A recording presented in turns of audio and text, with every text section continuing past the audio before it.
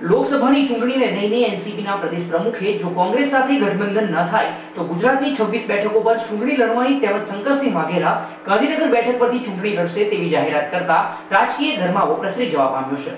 જેમ જેમ લોકસભાની ચૂંટણી નજીક આવી રહી છે તેમ તેમ રાજકારણમાં પણ ગરમાવો વધી રહ્યો છે। આજે જયંત બોસ્કીએ કરેલા નિવેદનને લઈને પણ રાજકીય ગરમાવો પ્રસરી ગયો છે।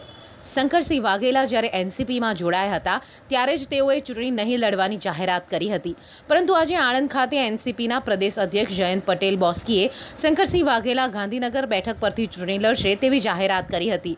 જયંત પટેલ બોસ્કીએ કહ્યું હતું કે એનસીપીના કાર્યકરોની લાગણીને લઈને શંકરસિંહ વાઘેલા આ બેઠક પરથી ચૂંટણી લડવાની તૈયારી બતાવી છે। જો કે શંકરસિંહ બાપુએ આ જાહેરાતને ફગાવી દીધી હતી। જયંત પટેલ બોસ્કીએ જણાવ્યું હતું કે એનસીપી દ્વારા કોંગ્રેસ સાથે ગઠબંધનના ભાગરૂપે ગાંધીનગર, પોરબંદર અને પંચમહાલ આ 3 બેઠકોની માંગણી કરવામાં આવી છે અને જો ગઠબંધન નહીં થાય તો એનસીપી ગુજરાતની 26 બેઠકો પર ઉમેદવાર ઊભા રાખી ચૂંટણી લડશે। અમે મહારાષ્ટ્રમાં ગઠબંધન થઈ ગયું છે તો 22 ને 24 સીટ પર કોંગ્રેસ ને એનસીપી લડી છે। અમે 15 દિવસથી રજૂઆત કરેલી છે કે પોરબંદર, ગાંધીનગર, પંચમહાલ આ સીટ પર અમે દાવેદારી કરી છે।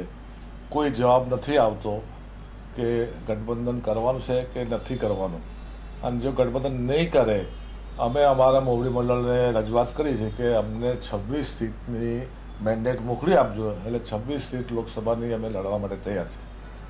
બાપુને ક્યાંથી અત્યારે 2 વાત ચાલી, ગાંધીનગર ને એની પારંપરિક જે છે ગોધરાવાળી, તો ક્યાંથી લડશે? ગાંધીનગરથી પક્ષના બધા જ આગેવાનો, હોદ્દેદારો મને વિનંતી કરી ગઈકાલે કે બાપુ લોકસભા ગાંધીનગર લડે તો બહુ સારું રહે। એના લીધે થઈને મેં અમારા અધ્યક્ષ શરદ પવારજી સાહેબ જોડે વાત કરી, પવાર સાહેબે હા પાડી છે અને તમામ લોકો હાથ ઈચ્છી રહ્યા છે કે બાપુ ત્યાંથી ચૂંટણી લડે તો એક પરિણામ રૂપ પર એક રાજકીય માહોલ, રિઝલ્ટ પોઝિટિવ આવવાનું છે એ ખબર છે, પણ એની સાથે સાથે કેટલા લોકો, બીજા પક્ષના લોકો ઉત્સુક છે કે આ સીટ પર શંકરસિંહ વાઘેલા ચૂંટણી લડે અને એ સક્ષમ છે। ભૂતકાળમાં ત્યાંથી સાંસદ રહી ચૂક્યા છે, એમનું વતન ત્યાં છે, એમનું ઘર ત્યાં છે, એટલે he is capable for that. જે તે સમયે શંકરસિંહ બાપુ જ્યારે એનસીપીમાં જોડાયા ત્યારે એવી જાહેરાત કરી હતી કે તે ક્યારેય ઇલેક્શન લડશે નહીં, તે ખાલી વહીવટી કાર્ય કરશે, તો અત્યારે ઇલેક્શન લડવાનો મતલબ શું છે? એનો મતલબ એ છે કાર્યકર્તાનું ઉત્સાહ, કાર્યકર્તાની માંગને જોઈને એમને તૈયારી બતાવી છે।